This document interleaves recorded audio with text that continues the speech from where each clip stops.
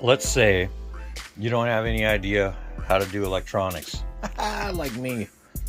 And, well, what I found out is like, I got a little chicken door opener that I built, automatic chicken door opener. I mean, just, anyway, we'll get to that project another time.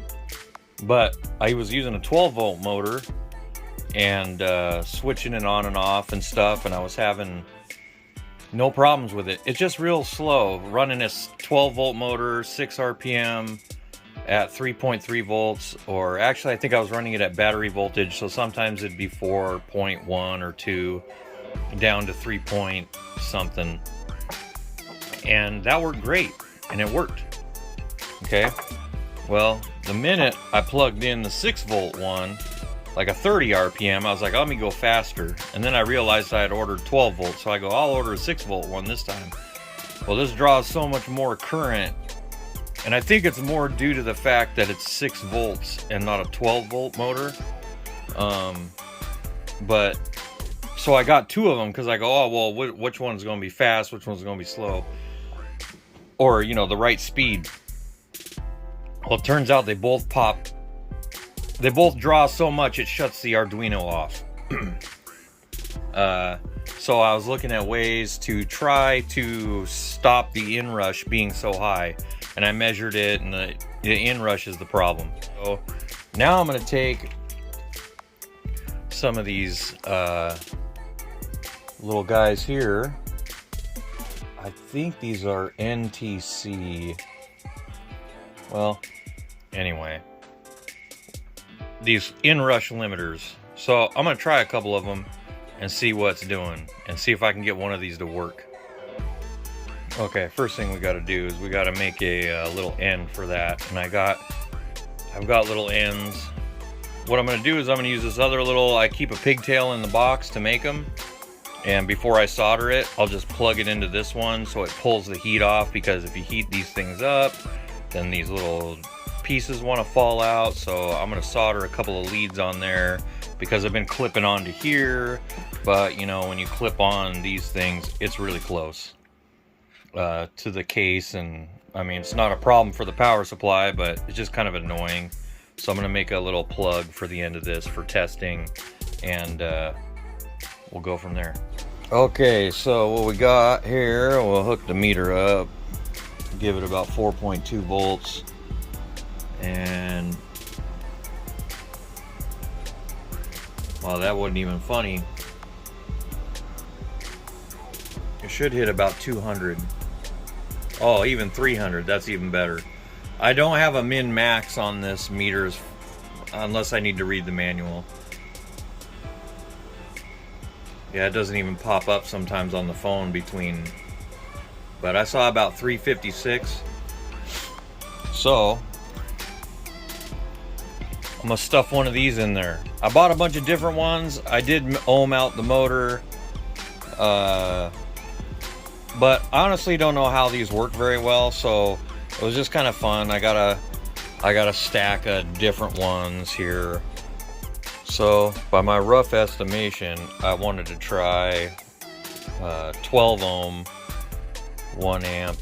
I'm not sure which one of these is more important, but we're gonna find out. So if I put the 12 ohm one and put it in line, and we kick it on,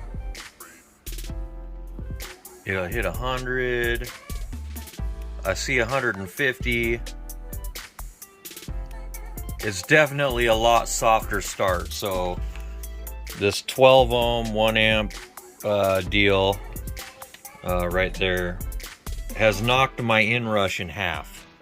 So I'm gonna go a little more extreme. I got some other ones. Okay, in the world of rapid prototyping and making mistakes to find stuff out, this time 22 ohm 2 amp, and I hit as high as 130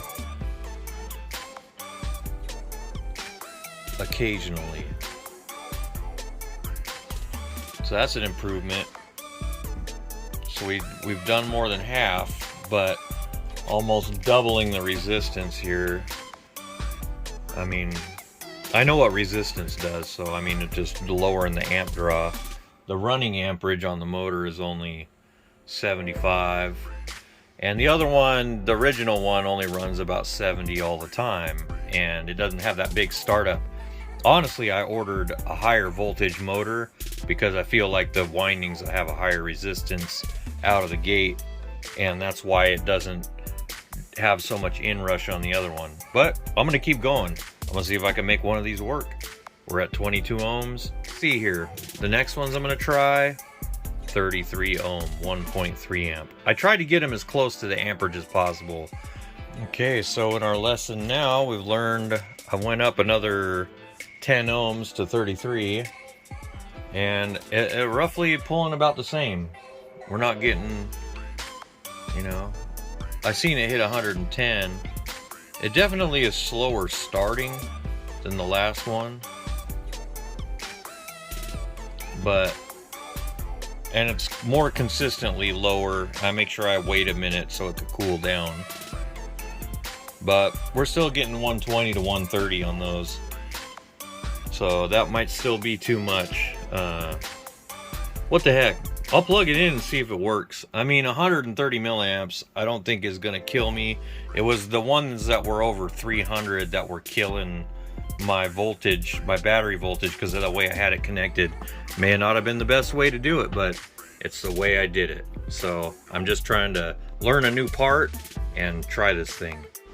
Oh man, I'm the greatest hack that ever lived. So when it's trying to open it, I'm only getting about 2.5 volts. So the amperage is really low. I mean, this thing is warming just slightly. This isn't gonna be enough. It's not even enough juice to turn the motor. So actually, the last value I tried was too high. 33 ohm, too much. So I'm gonna drop back to the 22. Okay, now when is it triggered on to open? And the motor moves. Oh, that's awesome. So that fixed the problem. The motor's way faster than the 6 RPM motor. I know we're not getting 6 RPMs out of this 30 RPM motor.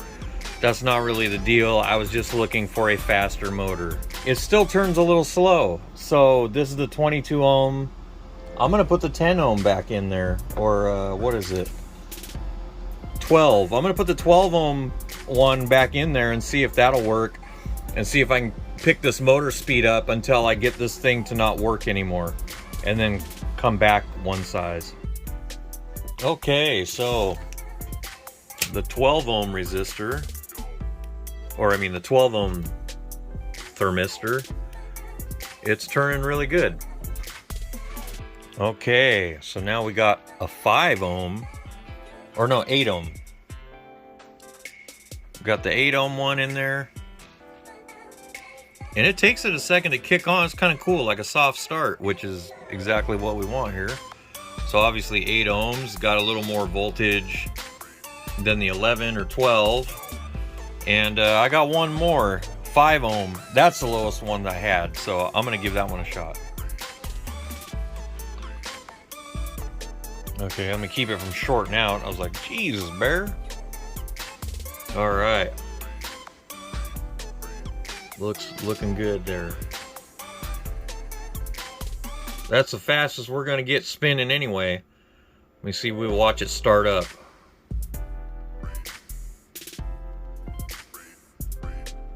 Open. Okay, yeah, it starts almost immediately, huh? Well, it doesn't pop it, because before it used to, and it would just reset the unit. So we're having no resets. 5 ohms is what I got. I think I'm gonna order a couple more. I think I saw some available 2 ohm ones, and solve the problem.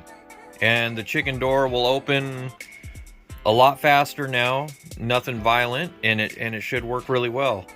We'll get more to the functionality of this thing later on, but I had a hurdle, and that's how I prototyped out of it. So I didn't want to sound like so much of a clown. I did open the damn data sheets. So like this let's say the one I picked, the 5 ohm one. So that's 5 ohms at 65C. No, it's not. No, it's not. That's just like room temperature. Okay, and then when the current's flowing, it says resistance at 50% max. It drops down to less than, less than half an ohm. I tried to get them closest to my max current at like whatever that is, but there's not very many that are at 100 milliamps. So even like this was a 2 amp one, and I'm not even running it at an amp, so I'm losing a little bit more in resistance, but the point is it's not shutting off, it's running faster. So I was just trying to find one that would let it start as fast as possible and not reset the unit. So I bought like a couple of each. They were like less than $1. Some of them were like 45, 50 cents. God, that was my $20 education. So now I got a bunch of these thermistors to play around with, and I'll get to know them a little better. And they solved the problem. I think they were the right tool for the job. I was thinking of trying PWM, but obviously when a motor starts, it's still gonna want a pretty good jolt. So yeah, that's what I did. It was a pretty inexpensive solution, and everything works pretty good. So I'm gonna call it a win. And what I do with stuff like this is once I learn more about it, I may come back and make a revision. I may never touch it again, but at least I got an idea of what these are. Solution, problem solved. We'll move on. I'm gonna get a couple more lower resistance ones. I don't think it's the lower resistance. That's where I was making a mistake earlier, where that's just the regular resistance at like room temperature. And then at the running amperage, it goes closer to 0, let's say. I wouldn't even get the motor started with any length of time. It may have to have been on much, much longer. I'm not sure. And then but the ones that I ended up using were 5 ohm, 2 amp. And that one actually made the motor run. So I think what I'm gonna do here is I'm gonna hook the motor up to a power supply, because I can run it as long as I want, and see how long it takes for this to heat up and have the motor turn. Maybe it just takes longer or something. I clearly don't understand these parts very well, and I don't even feel like watching a YouTube video of it. Not right now. This is just rapid prototyping, throwing stuff at the wind. Okay, now we have a hookup to the bench power supply. I let it cool down a little bit, turn it on. It moved almost right away.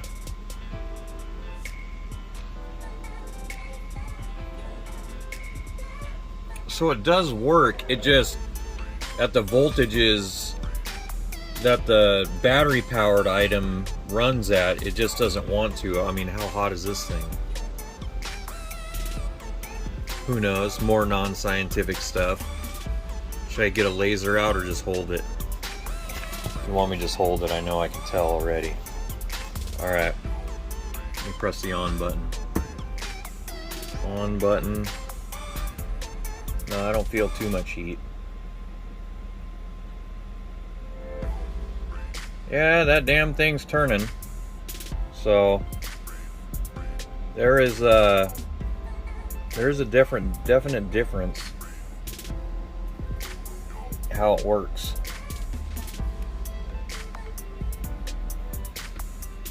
I wonder if I bring this down to the 2.5 volts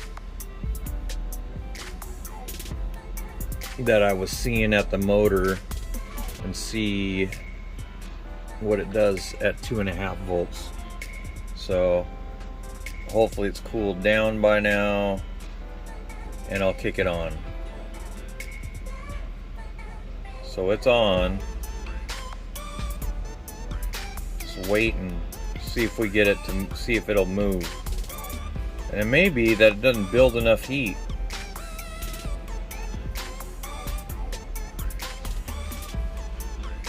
It's like however that thing works, we're not getting enough heat.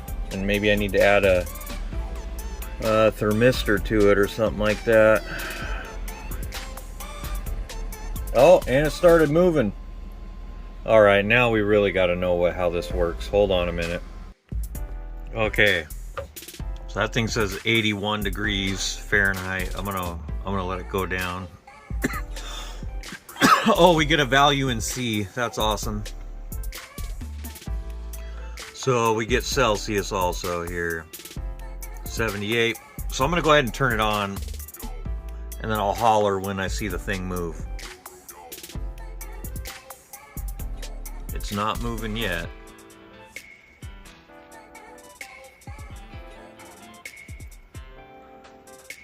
And we should see the temperature climb, maybe. This is horribly unscientific, and I hate it. Oh, I saw it go up. Okay, it's moving now. So it's got to heat up a little bit just to get it to go. And now it's starting to really move. We need a RPM. Oh man, we need all kinds of rotary encoders and... Okay, so we're getting about... It's pretty much stabilized with this awful thing at 78 degrees Fahrenheit or 26 degrees Celsius. Once it heats up there, we can see this little guy move. And I'm guessing the hotter this gets, the lower the resistance. Alright, well, so this will work. It just takes so long that I'd have to have a larger time window for it to start, and it probably even has a shorter inrush or a smaller inrush. So I don't know. I didn't try to measure it. I mean, I could look on this little thing that you like. And for these kind of motors, these little gear motors, a little NTC of the value. Let me see, what did I get? 5 ohms, 2 amps. That made it start just fine and didn't really hurt anything. And if you really can't tolerate any inrush whatsoever, I mean, this thing, these will work just fine, even down to 2.5 volts running this 6-volt motor. We'll just run a little slower, I suppose. And yeah, maybe that will help somebody. I don't know. I'm new. I just wanted to show how I get through stuff, because sometimes I prototype stuff, and I mean, this thing's built out of an old ring battery and some other stuff, and it's got a door open and close deal, and that MOSFET's not even being used. I thought it was going to be tricky measuring my battery voltage by turning the MOSFET on. I could press this button, that'll usually display the current battery voltage. I use 2 diodes for a voltage divider in series to bring 4.2 down to 3.3 volt range. I don't even think I need that capacitor, but there's 1,000 microfarad in there for the motor starting. I tried to use that first, but that didn't take care of the problem. I'm using one of those little Adafruit motor drivers there, that little guy, and it does the backwards and forwards. So yeah, and a little Pro Mini that's been modified. It's got no LED, and it's got the other modification with that other voltage regulator, low dropout regulator, and I think with this battery it'll run for 22 years without the motor, of course, but should be good now. We're gonna make it solar charged with a hot mess over here. You don't even want to know what this is, because I don't know. I mean, it's nothing like what people use, but I feel like it's gonna work. So there'll be more. This project ain't done yet. The chicken coop ain't even done yet. I was trying to do it, but damn piece of wood's $100 right now. Piece of PVC is $50. So, you know, that's the state of the world right now. And then top of that, you can't afford gas to go to the store. So you got to do something different. And it might be time. I don't think these are going to make no electric cars, but if I could learn a little bit about this electricity, I could probably whip it up.